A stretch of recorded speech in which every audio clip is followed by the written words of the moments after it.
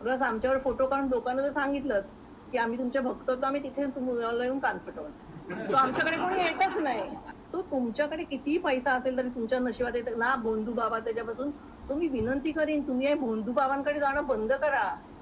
म्हणजे आमच्याकडे इतकी लोक आली होती, मी नावं नाही आता घेणार.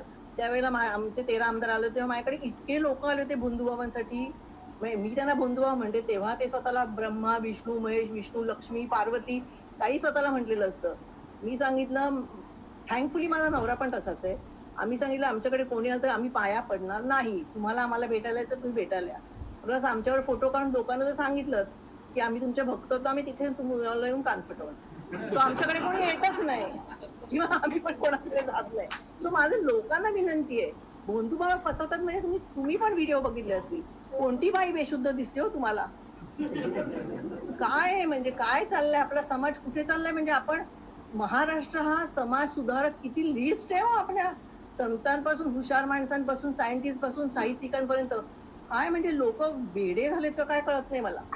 बरं काय हा भोंदू बाबा तुमच्या काय नवऱ्याला प्रमोशन मिळवून देणार आहे, काय बदल्या करणार आहे? बरं काय किती पैसा खायचा आणि इथेच ठेवून जायचंय पैसा तो